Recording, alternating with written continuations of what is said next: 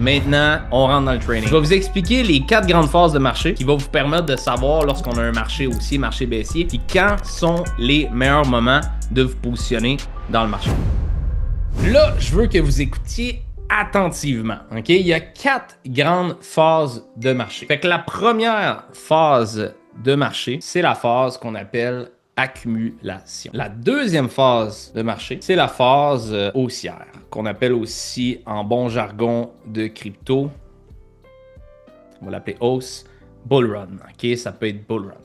La troisième phase de marché, c'est une phase qu'on appelle la phase de distribution. Et la quatrième phase de marché, c'est la phase de baisse, ou on peut appeler aussi, mettons qu'on veut être vraiment dramatique, là, on peut l'appeler capitulation.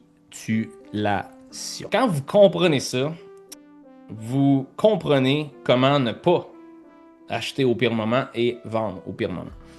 Je vous explique quelque chose. Le marché de la crypto, c'est un marché très sauvage. Pour que vous gagniez de l'argent, vous avez besoin de quelqu'un à l'autre bord de l'écran qui en passe. C'est malheureux parce que quand vous vendez vos bitcoins, il y a quelqu'un à l'autre bord qui est prêt à les acheter. Puis quand vous achetez du bitcoin, mais vous avez quelqu'un à l'autre bord de l'écran qui est vend. Dans le fond, l'idée, c'est de ne pas être celui qui achète au pire moment ou qui vend au pire moment. Puis quand vous comprenez comment le marché est manipulé, bien vous êtes capable de... Parce qu'il y en a souvent qui vont dire « Ah, le marché est manipulé. » Je vais vous apprendre quelque chose aujourd'hui. Ça va être tellement direct que vous allez pouvoir l'écrire sur votre feuille, puis après ça, vous allez pouvoir arrêter de blâmer. Il y a juste des gens bons et pas bons dans la crypto et le marché. Il n'y a pas d'histoire de manipulation. Quand je vois des gens chialer sur la manipulation, dire « Ah, le marché est manipulé. » Non. T'es pas bon. OK? Donc, t'es soit bon ou pas bon, mais de dire, exemple, que le marché est manipulé, c'est que tu ne comprends pas les règles du jeu. Puis malheureusement, si tu t'installes à un jeu de société avec ta famille, puis tu joues pour la première fois, puis tu connais pas les règles du jeu, à moins que ce soit pige dans le lac, il y a bien des chances que tu perdes parce que tu ne connais pas les règles du jeu. Par contre, quelqu'un qui est bon à un jeu de société, qui joue depuis longtemps, qui connaît super bien les règles du jeu, ben il y a bien des chances de gagner au jeu. Fait que c'est la même chose dans le trading, puis c'est la même chose dans la crypto. Il n'y a pas d'histoire de « Ah, le marché est manipulé, nanana ». Oui, il y a de la manipulation, mais il faut que vous sachiez comment ne pas être manipulé. Ça, c'est le plus important. Puis voici pourquoi et comment. Les 4 grandes phases, c'est ce qui va vous empêcher de vous faire manipuler. Okay? La phase d'accumulation. Okay? Je vous l'explique. La phase d'accumulation, c'est la phase la plus payante. Prenez ça en note. C'est la phase où ce que les fortunes sont créées. C'est la phase où ce que les millionnaires sont créés. C'est la phase où ce que les gens qui se libèrent financièrement sont créés. Savez-vous pourquoi que c'est très difficile d'acheter dans la phase d'accumulation? C'est parce que votre émotion vous dit de faire le contraire. La phase d'accumulation, c'est une phase où ce que personne parle de Bitcoin, personne parle de crypto-monnaie, et si vous n'entendez parler, c'est pour parler en négatif. OK? Fait que là, quand on est en phase d'accumulation, on va entendre parler que Bitcoin s'en va à zéro. Vous allez voir vos amis, vos amis de vos amis qui sont moins 85% dans leur portefeuille. Vous allez voir JE, tranquillement, pas vite, parler d'arnaque ou peu importe. Vous allez voir aucun média parler de Bitcoin ou si en parle, c'est en négatif.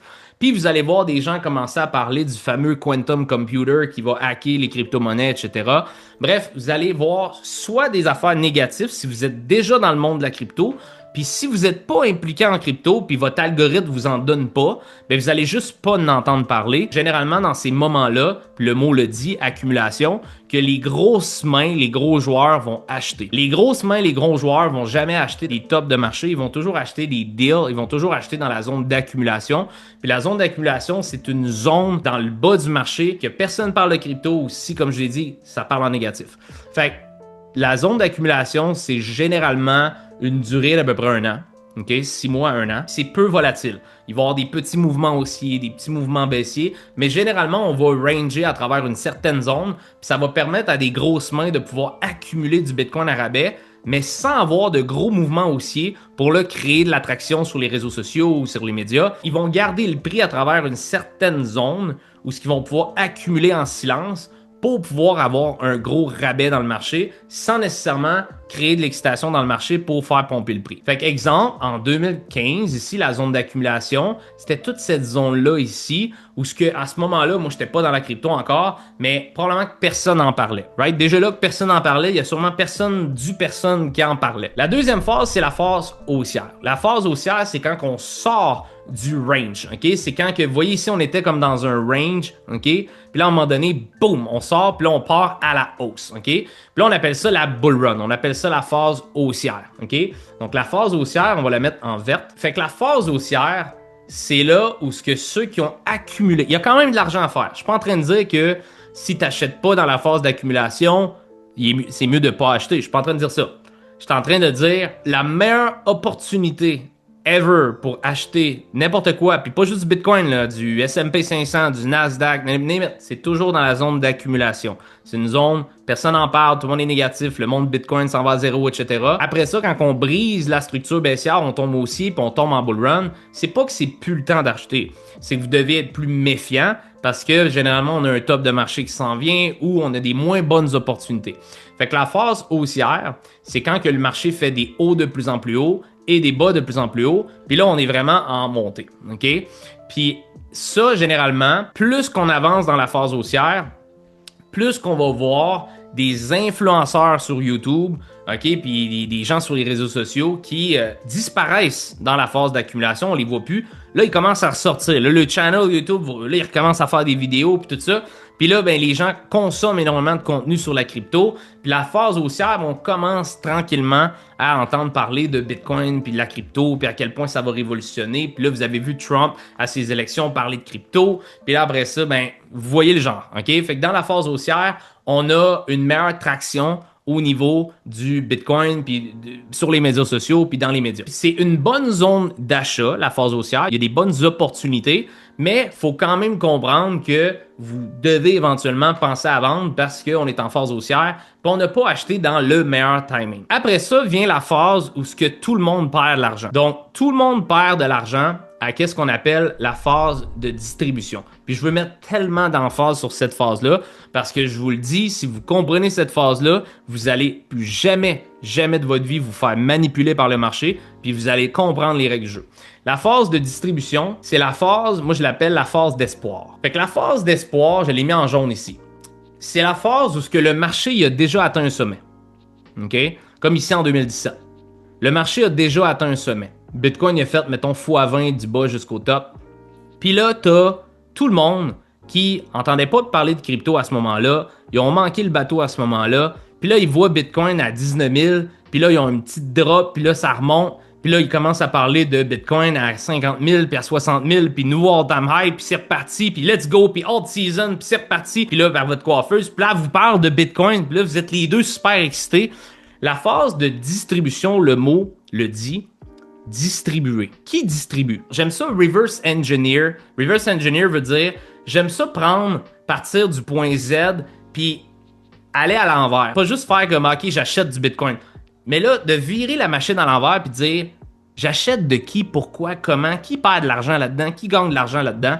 Fait que la phase de distribution, le mot le dit, distribuer. Distribuer quoi? Les gros joueurs ici, là, qu'est-ce qu'ils cherchent à faire? Ceux qui ont acheté, là, mettons, en 2014, là, 2015, là, du Bitcoin là, à 400-500$. Puis que là, Bitcoin, il monte à 19 000. Êtes-vous d'accord avec moi qu'ils ont fait littéralement du bas jusqu'au top? OK? Ils ont fait un 10 000% potentiel. Ils ont acheté ici à genre 162$, ça a monté à 19 000.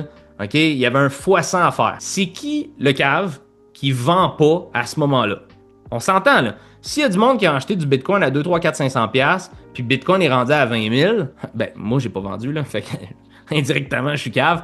Mais je comprenais pas à gamer. J'étais pas un gros joueur à ce moment-là. Comprenez que les gens qui ont acheté dans la zone d'accumulation ici, ils cherchent à vendre ici. Je vous ai expliqué tantôt que pour acheter, vous avez besoin d'un vendeur. Si eux veulent vendre, ils ont besoin d'acheteurs. Fait que comment tu crées des acheteurs? Je vous pose la question réellement, là. Si vous avez investi 1 million de dollars dans le Bitcoin à 200$ en 2015, Puis là, votre 1 million de dollars, il est rendu à 100 millions de dollars. Là, on met des chiffres gros comme ça parce qu'il y en a du monde qui ont fait vraiment beaucoup d'argent. Puis là, vous voulez vendre votre 100 millions de dollars, mais pour vendre, ça prend des acheteurs. Comment on crée des acheteurs? On crée de l'excitation dans le marché. Comment on crée de l'excitation dans le marché? YouTuber. OK, les YouTubers, et beaucoup d'excitation. OK, sont affiliés avec des exchanges, sont affiliés avec des coins. OK, on connaît derrière la gamique de tout ça. J'ai été sollicité pour beaucoup d'affaires que j'ai refusé de faire parce que c'est zéro intègre ce qui se passe dans cette grosse machine-là. Après ça, on est au niveau des médias. C'est drôle, hein, mais TVA Nouvelle, quand que Bitcoin était à 15 000 en 2022, il disait pas « Hey, Bitcoin, c'est une belle opportunité, nanana. » C'était soit qu'il en parlait en mal ou il en parlait pas du tout. Mais quand vient le temps, par contre, de Bitcoin qui pogne à 100 000, ben là, c'est hey, extraordinaire. Wow, hey, Bitcoin qui a atteint des nouveaux sommets, c'est extraordinaire. Wow, la bourse va bien, le crypto va bien, on parle d'une nouvelle technologie, c'est wow.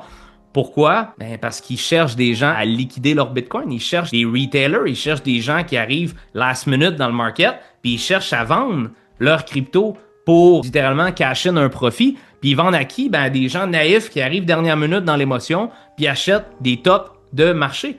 Exactement comme il se passe, comme Olivier il dit, avec l'or en ce moment, pour de vrai. Là. Qui ici achetait de l'or à 1500, 2000 piastres l'once, un an et demi, 2 ans? Pas beaucoup de monde. La vérité, c'est que personne n'entendait parler. Puis pourtant, dernièrement, quand l'or a frappé, je pense, c'est 4000 ou 4500 piastres l'once, Costco faisait le plus grande vente avec de l'or. Pourquoi ils n'ont pas battu des records de vente d'or quand l'or était à 2000 piastres l'once? Pourquoi ils l'ont fait quand l'or était à 4500 ou 4000 piastres l'once? Parce que en ce moment, à défaut de, bon, je trade un peu moins de gold, mais une phase de distribution, ça commence quand on atteint des gros niveaux. Puis que là, il y a de l'euphorie. Les gens faisaient la file chez Costco pour acheter de l'or. Les gens font la file pour acheter du Bitcoin à 100 000. Mais ce même monde-là, qui est un même Bitcoin, il faisait pas la file quand Bitcoin était à 22 000 ou 15 000, right? Fait qu'une phase de distribution, dans le fond, c'est créé par la machine. C'est créé par des grosses institutions, des gros joueurs qui cherchent à vendre leur Bitcoin pour générer un profit. Puis vous, quand je dis vous, c'est comme les gens qui sont nouveaux, qui sont naïfs, qui commencent dans la game, ben vous êtes des personnes qui leur permettent de pouvoir sortir leur Bitcoin acheté très bas, puis de vous vendre ces Bitcoins-là que vous achetez au pire moment. OK? Fait qu'eux, ils ont généré un fois 30, fois 40, fois 50, fois 20, peu importe. Puis vous, après ça, vous achetez ici parce que là, c'est le moment que vous n'entendez parler, puis vous arrivez, puis là, vous mettez plein d'argent là-dedans parce qu'on vous dit, hey, c'est le temps, ça va monter, nanana. Puis là, vous voyez toute l'excitation derrière la machine. Puis là, qu'est-ce qui se passe après ça? Dans la phase de distribution, vous allez voir qu'il y a des petits mouvements aussi, mais qui sont ravalés toujours à la baisse. Fait que généralement, il y a une petite pompe, puis là, vous achetez, hey, c'est reparti, nan, boum, on se fait ravaler. Ah, Colin. Là, ça remonte un peu. Allez, c'est reparti, on se fait ravaler. Un petit peu comme on voit dernièrement, right? Puis, qu'est-ce qui se passe après ça? Ben là, on a la phase de baissière ou la phase de capitulation. Puis, la phase de capitulation, moi, je vous le dis, quand on est en bull run où on monte, on prend les marches d'escalier. Quand le marché décide qu'il tombe en phase baissière ou en phase de capitulation, c'est comme si vous prenez l'ascenseur. Ça descend vite en tabarouette. On l'a vu quand on a baissé ici de 126 à 80, mais pourtant, de partir ici de 80 à 126, ça a pris 6 mois, mais de descendre de 126 à 80, ça a pris 2 mois. Fait que la phase baissière, c'est la fameuse phase ici. Je me répète, on a la phase d'accumulation, on a la phase haussière, on a la phase de distribution, et on a la phase capitulation, la phase baissière. La phase de capitulation, phase baissière, c'est quand on, voyez ici, petite pompe ravalée, petite pompe ravalée, petite pompe ravalée, petite pompe ravalée. Puis éventuellement, il n'y a juste plus d'acheteurs. Puis là, qu'est-ce qui se passe? Paf! Puis là, le marché capitule. Fait que c'est là qu'on a des grosses corrections majeures. Comme là, dans cet exemple-là, Bitcoin est parti ici en 2 mois de moins 51%. OK? Fait que je vous explique maintenant c'est quoi une phase baissière, une phase de capitulation. Quand vous achetez du Bitcoin dans la phase de distribution, comme je vous ai expliqué tantôt, la phase jaune, OK? La phase de distribution, c'est la phase qui permet aux grosses mains, aux gros joueurs de vous vendre vos Bitcoins et vous acheter à un mauvais moment. La phase de distribution, quand vous achetez du Bitcoin, même si vous avez l'intention de le garder sur le long terme, je veux vous apprendre quelque chose de très important. Vos plans vont être souvent détruits par vos émotions. OK? La majorité des gens ici qui disent « Ah là, j'achète du Bitcoin, là, mais je m'en fous où j'achète, là, parce que de toute façon, c'est sur 10 ans. » Oui, oui. Quand tu vas acheter Bitcoin à 126 puis tu vas le voir à 30 000, là, peut-être que tu vas moins y croire. Peut-être que quand tu vas voir du monde te dire Bitcoin va aller à zéro, Bitcoin va capituler, le quantum computing, nanana, puis là, tu vas entendre toutes les choses négatives. Peut-être que tu vas moins croire. Peut-être que ton belief level de « Ah, j'achète peu importe où sur 10 ans », peut-être que tu vas finir par moins y croire un petit peu. La phase de capitulation et la phase baissière, c'est fait pour vous faire vendre au pire moment. Pourquoi? Parce que quand vous vendez au pire moment, là, qui achète? Les mêmes Christy de grosses mains qui vous ont vendu ça dans la phase de distribution, ils vous ont trappé avec de la manipulation, avec du média, avec du hype. Puis là, ils ont réussi à faire tank le market de 50%. Puis là, après ça, il y a des gens qui ont acheté 10 000 $ de Bitcoin. Puis là, le 10 000 vaut 5 000. Puis là, eux autres, financièrement, ils ont des problèmes. Ou là, t'as l'impôt qui arrive, ou le loyer qui arrive. Puis là, eux autres, ils pensaient faire un x2 à l'intérieur de 2 mois. Fait que là, qu'est-ce qui arrive? C'est qu'ils disent, ben tabarouette, je vais sortir le peu qui me reste dans ce moment dans le marché. Tant qu'à exemple, avoir acheté ici 10 000, puis là, il me reste 5 000 là, j'aime autant pas tout perdre parce que là, j'y crois plus, nanana, fait que je vais vendre. Puis la phase baissière ici, ça amène les gens qui ont acheté dans le top ou dans la phase de distribution, dans un pire moment, à prendre une perte. OK? Fait qu'à vendre à moins 40, moins 50, moins 60, moins 80%. Puis là, ben, eux, ils vendent. Puis après ça, ben, guess what? On repart la machine. Regardez ça. Très cyclique. On prend le petit carré rouge. On prend le petit carré rouge. Et voilà. Fait que là, qu'est-ce qui se passe? Ben là, cette grosse phase-là, on a une grosse phase d'accumulation. Fait qu'à l'intérieur d'à peu près 1 an, le marché montait, COVID crash, nanana. Les gros joueurs, les grosses mains, ils achetaient. Puis dans le temps que, ici, les gens qui ont eu à acheter dans la phase de distribution, ils ont capitulé, ils ont vendu à perte. Mais après ça, montée, COVID, il y a beaucoup de monde qui ont vendu au crash du COVID parce qu'ils pensaient que ça s'en allait à zéro. Le stock, etc., le S&P, tout a crashé. Puis savez-vous quoi? Ben, encore une fois, cette zone d'accumulation-là a été une des meilleures opportunités, littéralement, parce qu'après une phase d'accumulation, vient qu'est-ce qu'on appelle une phase haussière. Fait que si on prend un autre petit carré, OK, puis qu'on le met à peu près ici comme ça, puis qu'on prend ça, voilà, on peut voir que la phase haussière est en vert. Fait que ici, qu'est-ce qui s'est passé? On a eu la phase capitulation baissière, on a eu une grosse phase d'accumulation. Je vous pose la question, est-ce que vous entendiez parler de Bitcoin quand il était ici? Not really, hein? YouTubers se mettaient la tête dans le sable, TVA, il en parlait pas. Personne parlait de crypto à ce moment-là, même pas ici, un petit peu peut-être, ici. Le crash du COVID, on en a entendu parler, mais c'était-tu positif ou c'était négatif? C'était négatif. Fait que la phase d'accumulation, comme j'ai expliqué, je le répète parce que ça va rentrer dans votre tête, la phase d'accumulation, c'est soit que vous n'entendez pas parler ou si vous n'entendez parler, c'est négatif. Après ça, phase haussière. Quand on a breakout, puis quand on est tombé en tendance haussière, on a eu une grosse phase haussière qui a duré, plus d'un an. Puis Bitcoin, il a explosé jusqu'à 69 000. Puis moi, en passant, je m'étais fait avoir ici. Là. Comprenez une chose. Moi, j'ai commencé en crypto ici, à peu près. Okay? C'était comme en janvier, février, mars 2017, à peu près ici. Okay? Puis 6 mois plus tard, Bitcoin était à 19-20 000. Puis là, moi, je pensais qu'il allait monter plus haut. Puis j'achetais ici. Là. Moi, j'achetais là. Puis là, à un moment donné, pouf, ça a descendu à 3 000 $. À ce moment-là, c'était pas l'équivalent de 100 000, mais j'ai perdu à peu près 10 bitcoins dans des scams qui étaient l'équivalent de peut-être 30 000 $ dans le temps. Mais aujourd'hui, faites les maths, là, c'est une belle leçon. Fait que phase haussière, belles opportunités, on peut acheter. Il y a un haut, un bas, un double top. Puis après la phase haussière, qu'est-ce qu'on a? On a une phase de distribution. Donc, phase de distribution, on part d'ici, on va à peu près jusque là. OK, à peu près jusqu'ici. Mais là, on a passé d'une phase d'accumulation. Le smart money achetait, c'est comme personne n'en parlait. On a eu le crash du COVID, tout est négatif. L'ambiance était vraiment mauvaise dans le marché traditionnel, dans le Bitcoin. Après ça, patlag, on a un Bitcoin qui monte à 60 000, nouveau all-time high. On a un double top ici, le monde commence à s'exciter. Là, on a un petit retracement. Puis là, moi, je vous le dis, il y en a peut-être qui étaient ici, il y en a peut-être qui étaient dans le marché à ce moment-là. Mais la fameuse zone jaune ici, là, tout le monde parlait de Bitcoin à 100 000. Tout le monde parlait d'un Bitcoin à 100 000. C'était sur les lèvres de tout le monde. 100 000 Bitcoin, nouveau all-time high, on est reparti. Le Bitcoin va être mondial, c'est fini, ça s'en va au top. Non. Qu'est-ce qui s'est passé? On appelle ça une phase de distribution.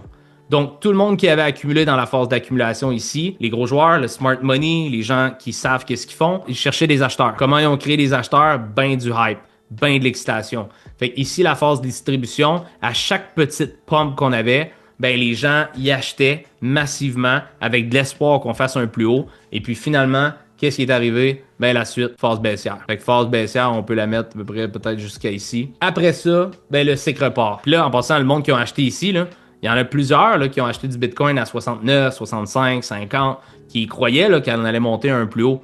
Puis finalement, quand Bitcoin il a descendu à 15-20 000, ben qu'est-ce qu'ils ont fait ces gens-là? Soit vendus ou ils en ont pas racheté en tout cas. Là. Si on a un crash de Bitcoin cette année, je vais vous dire une chose qui va vous aider énormément. En ce moment, tout le monde qui ont vu Bitcoin à 100 000, je vous entends déjà dire si Bitcoin drop en bas de 50 000, moi j'en achète plein. Y en a-tu du monde qui se dit ça ici? Si Bitcoin il a le malheur de descendre à 30, 40, 25, 30 000, j'en achète plein. Je vends mon char, je vais rouler en bicycle un an, je m'en fous. Je vends tout, j'achète tout. Il y en a-tu du monde qui se dit ça? Je vais vous dire quelque chose, puis c'est pas pour vous challenger du tout. 95-90% d'entre vous qui disent qu'ils vont acheter loader plein de Bitcoin quand on va atteindre ces niveaux-là, vous le ferez pas. Puis là, je sais que vous vous dites, ah mais là, Alex, arrête, si moi je vais le faire, je suis différent des autres, moi je suis un tough. Ah, tough guy, ok?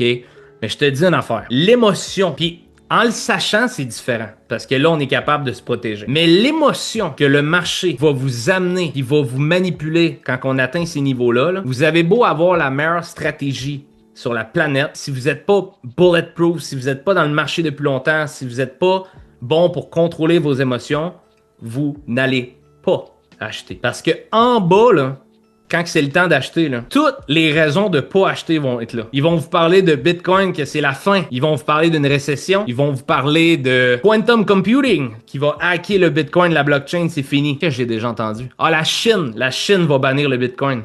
Tout le temps. C'est à chaque crise de cycle, c'est pareil. J'ai aucune idée quel narratif puis quelle affaire qui vont sortir, là, mais les aliens, exact. Simon, il dit les aliens, exact. Ils vont vous sortir des affaires extrêmes pour que ça vous fasse douter. Le doute, ça fait les gens ne pas prendre action. La certitude fait prendre action. C'est de même dans n'importe quoi. Faites un saut en bungee. Pourquoi vous sautez pas? Vous êtes, c'est pas ce qu'ils aient des doutes. Quand on a fait 12 sauts de le 13e, tu comprends? Fait que c'est pour ça que quelqu'un qui rentre dans le marché en ce moment, qui est nouveau, puis qui dit si Bitcoin drop à 30 000, j'en achète plein. Puis que vous êtes nouveau, nouvelle, puis vous n'avez pas d'expérience, puis vous n'avez pas de certitude, puis là, c'est juste comme quelque chose que vous dites comme ça, vous n'avez pas de plan, pas de stratégie, pas de rien. Je vous le dis tout de suite, quand Bitcoin va arriver à 25, 30, 40 000, vous n'achèterez pas parce que vous n'avez pas de plan, vous n'avez pas de certitude. Vos intentions sur le long terme ne sont pas encore bonnes parce que vous n'avez pas la certitude et la compréhension du Bitcoin puis de la blockchain puis où est-ce qu'on s'en va avec ça. Souvent, on rentre dans la crypto pour juste faire une petite passe d'argent. Puis malheureusement, ben la petite passe d'argent, c'est pas ça qui amène une certitude.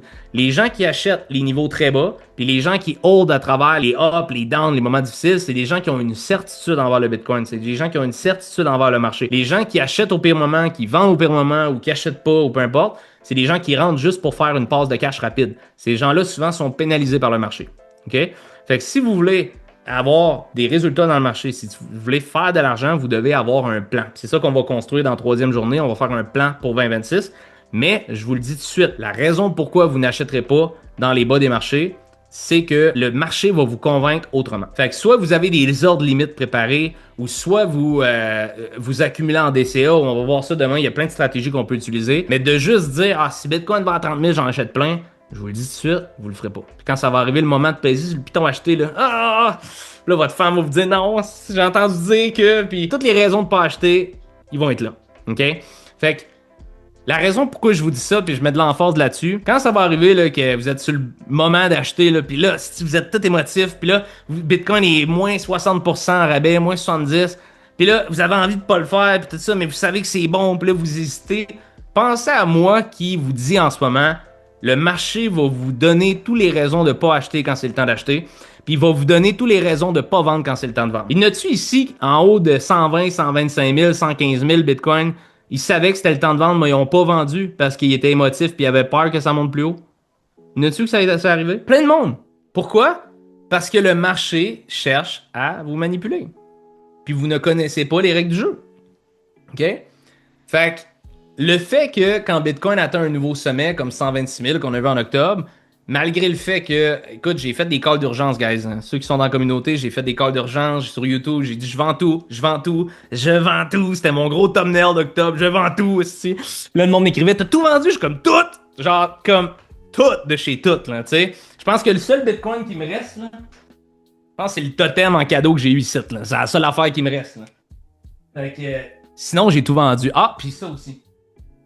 Pas combien ça vaut, là, mais PO dans l'équipe m'a donné une carte. C'est comme une carte de Pokémon, mais de Bitcoin. Fait que, anyway, c'est la seule affaire qui me reste de Bitcoin. Ça pour dire, quand on atteint un top de marché, le marché va nous convaincre de pas vendre, même si on sait qu'il faut vendre. Puis quand on atteint un bas de marché, le marché va nous convaincre de pas acheter quand c'est le temps d'acheter. Fait que là, on a ici, phase d'accumulation. Personne n'en parle, tout le monde est négatif. Bitcoin s'en va à zéro. Fait que de 15 000 à 25 000, là, personne n'en parlait. C'était neutre, tout le monde achetait. Juste le smart money qui achetait. Les gros joueurs, les gens qui étaient dans le game depuis longtemps, les gens qui savent lire des graphiques, les autres, ils achetaient. Mais les retail, les gens qui... comme le monde t'en entendait pas parler à ce moment. Après ça, on a vécu une grosse phase haussière. Phase haussière, c'est quand on a breakout, tendance baissière, on est devenu haussier. Merci, bonsoir. Le marché qui part jusqu'en octobre. OK? Fait que là, on est ici, grosse bull run, on met ça en vert, Bitcoin qui pump de genre 25 000 à genre 125 000. On fait des hauts de plus en plus haut, on fait des bas de plus en plus haut. Toutes les excités, bang, on pète 100 000. Hey, le YouTube, nouveau Bitcoin à 100 000, on s'en va à 250, 300, 400, 1 million. Cathy Wood, 1,5 million de Bitcoin dans ce niaisage. XRP à 100$, tout le monde est trop excité. Après ça, qu'est-ce qui se passe? Paf, on a un drop de marché de 35%. Moi, ce que je sens en ce moment, puis c'est là que je peux me tromper, OK? Mais si vous suivez mes vidéos depuis 3 ans, je me suis pas trompé beaucoup pour Bitcoin, mais je peux me tromper. OK? Je me garde tout le temps de gêne. En ce moment, ce que je ressens, puis ce que je vois au niveau du marché, c'est qu'on pourrait être dans une phase de distribution. Pourquoi? Je vous explique. À chaque fois qu'on a une pump dans le dernier 1-2 mois, on se fait rabattre tout de suite. Okay, on a monté à 95, paf, on se fait rabattre. 98, on se fait rabattre. Là, aujourd'hui, 90, on se fait rabattre. J'ai l'impression que les seuls qui achètent en ce moment, beaucoup des retailers qui arrivent sur le tard, qui ont acheté à 120, on parle d'un nouveau all-time high, on parle d'une altcoin season. Puis là, en ce moment, je vois beaucoup de nouvelles personnes arriver dans les marchés, puis acheter au pire moment. Puis en passant, le pire moment, ça veut pas dire sur le long terme, là, comme je parle qu'il y a des meilleures opportunités, il y a des meilleurs niveaux. Exemple, quelqu'un qui achète à 80 000 en ce moment, puis il hold ça 10 ans, je veux dire, OK, good for you, là, tu vas sûrement être en profit. Mais, moi, je dis tout le temps, quand j'essaie d'acheter quelque chose, j'essaie tout le temps d'avoir un deal. Puis en ce moment, je sens juste pas que c'est un deal. Puis ce que je sens en ce moment, c'est qu'on est dans une phase de distribution. Puis il y a plusieurs personnes qui ont, puis des gros joueurs qui ont probablement acheté soit dans la phase de capitulation ici ou dans la phase d'accumulation. Puis là, ils ont fait x7 dans le période de 3 dernières années. Puis que là, en ce moment, un Bitcoin à 100, 125 000 essaie de prendre profit. Puis comment ils prennent profit? Ben, pour vendre, ça prend des acheteurs. Puis là, je vois beaucoup de personnes arriver dans le marché ici, puis acheter dans cette phase-là. Fait qu'à mon avis, on est potentiellement dans une phase de distribution, surtout avec le silver puis le gold qui pète en ce moment. On a beaucoup un marché qui est, selon moi, risk-off. Éventuellement, on pourrait voir cette fameuse phase baissière, phase de capitulation, puisque Bitcoin atteint des niveaux que, bon, personne ne pense probable. J'ai parlé quand j'ai fait mon show là, à Radio X le mois dernier, j'ai parlé d'un Bitcoin à 37 500. Bref, j'ai parlé d'un Bitcoin sous les 50 000 pour la fin d'année 2026. Pour que ça arrive, bon, on a une phase de distribution ici, suivie d'une phase baissière capitulation. Ben là, tout le monde qui a acheté ici, ben qu'est-ce qu'ils vont faire la majorité? Ils vont paniquer et vendre dans cette section-là.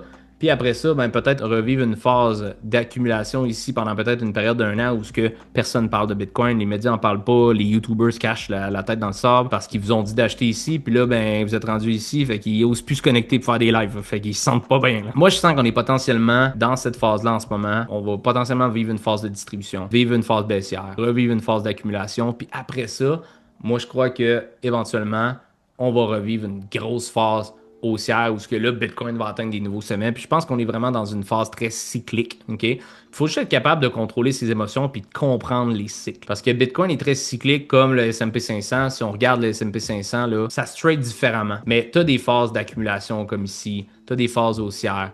Tu as des phases de distribution, exemple ici. Puis après ça, tu as des phases de capitulation. C'est de même dans tous les marchés. C'est juste différent. Puis je suis pas un gars qui trade énormément le S&P et le Nasdaq.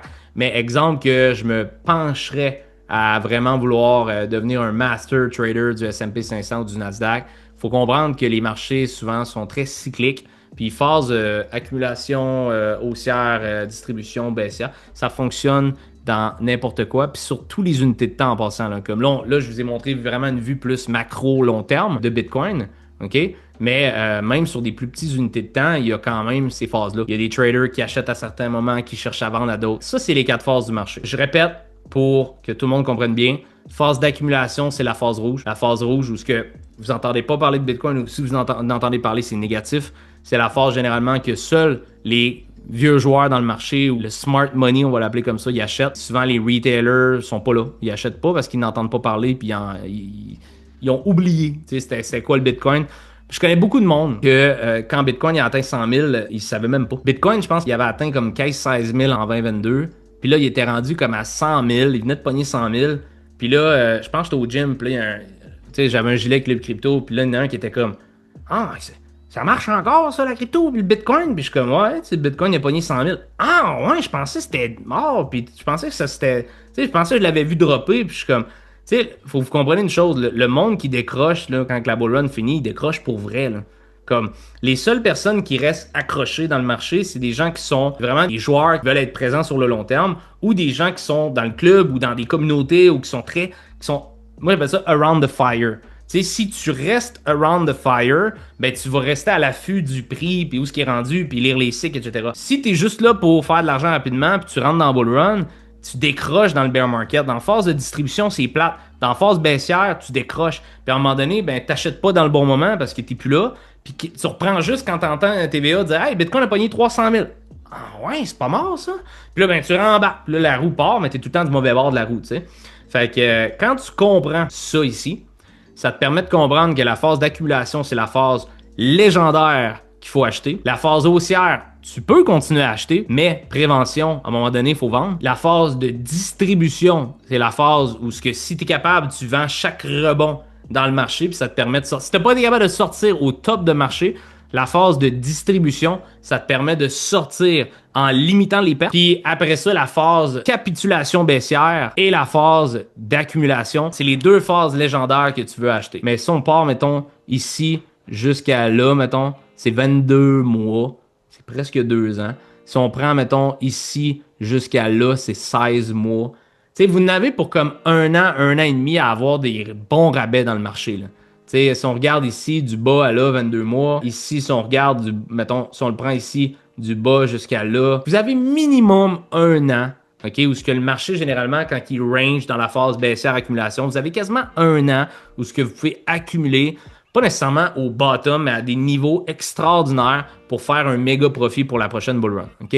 Fait que ça mérite d'être patient, ça mérite d'être présent dans le marché, parce que si vous restez autour du feu, ben ça permet d'être présent quand il y a des opportunités, puis pas juste revenir quand Bitcoin est à un nouveau all-time high, parce que je sais pas pourquoi, mais je pense qu'il y a des gens qui se donnent comme objectif de tout le temps l'acheter le plus cher possible. Je sais pas pourquoi, mais il y a des gens qui rentrent dans le marché puis ils ont comme objectif, comme moi j'achète le top, non, l'objectif, c'est d'acheter le moins cher possible. C'est de même que tu fais de l'argent. Puis c'est dans n'importe quoi. Si t'es dans l'immobilier, là, ton but, c'est pas de mal acheter ton immeuble. Tu sais, il y a des. Moi, je suis pas dans l'immobilier, mais j'ai des chums qui sont très successful en immobilier. Puis ils me l'ont tout le temps dit, puis c'est une loi universelle. L'argent dans l'immobilier, elle se fait à l'achat, pas à la vente. Si t'achètes bien ton immeuble, puis après ça, le marché performe, tu vas faire de l'argent plus tard parce que tu vas le vendre plus cher. Si t'achètes mal, ben 5 ans plus tard, tu vas peut-être break-even ou faire un peu d'argent. Si tu as été capable de négocier ton immeuble puis de l'acheter vraiment pas cher, ça va faciliter ton profit over time. C'est la même chose avec le Bitcoin.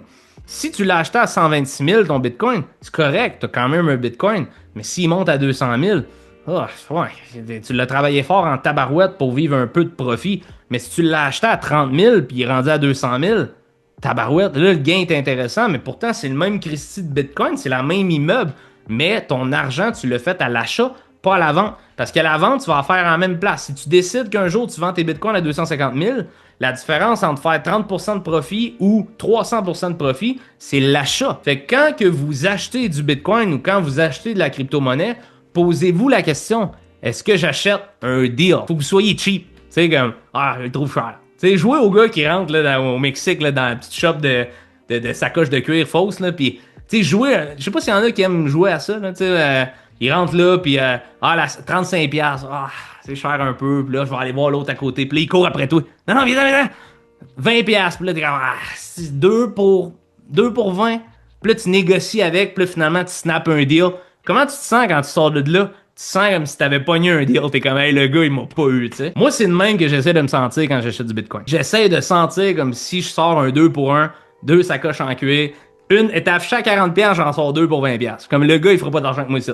Comme au buffet. Ça, c'est peut-être pas la meilleure méthode que j'ai, mais des fois, je paye un buffet. Je vais plus au buffet parce que justement, c'est pas bon pour moi, mais je suis tout le temps en mode, ils feront pas d'argent que moi ici. Ok? Je vais sortir avec la bedaine gonflée, ils feront pas une christie avec moi. Fait que c'est pour ça que j'y vais plus. Mais dans le marché, je suis le même mindset. Je suis en mode, moi, je suis cheap. Je rentre avec un mindset de je le veux le moins cher possible. Parce que je veux du Bitcoin, mais je le veux le payer moins cher possible. Il y a une limite à être greedy. OK, c'est sûr que, tu sais, si on prévoit racheter du Bitcoin à 4000$, à un moment donné, il y a des limites à être greedy, il y a des limites à vouloir cheap, là, on s'entend. Mais de acheter Bitcoin à 126 000, ça, pour moi, c'est un achat prématuré, là. Mais les gens qui disent, ah, moi, je vais en acheter juste s'il redescend à 8000, je suis comme, il y a des limites, tu sais, il faut quand même que tu apprennes à lire des graphiques, etc., puis à savoir tes zones d'accumulation sont où, etc., mais ça, on va le voir un peu plus dans la troisième journée. Mais c'est important de vouloir acheter des rabais. En même temps, c'est important de ne pas vouloir rater le bateau. Parce que si moi, j'en connais beaucoup du monde que en 2022, il y a Bitcoin, quand il est descendu à 15 000, il l'attendait à 10. Puis s'il descend à 7, 8, j'en achète. Il est jamais descendu là. Fait qu'après ça, le marché il repart, puis il repart sans eux. Fait qu'il y a une stratégie qui est intéressante. Moi, ce que j'aime, c'est de vous tracer des zones d'intérêt qu'on va voir dans la troisième journée, que je vais vous montrer exactement comment être capable d'identifier ces zones-là. Puis au lieu de dire j'achète juste s'il va être 12 000, ben, c'est de vous tracer des zones que j'achète dans cette région-là. Fait que comme ça, ben, ça vous permet de pas manquer le bateau puis de pouvoir rentrer dans des niveaux très intéressants. OK? Fait que ça, c'est les 4 phases de marché.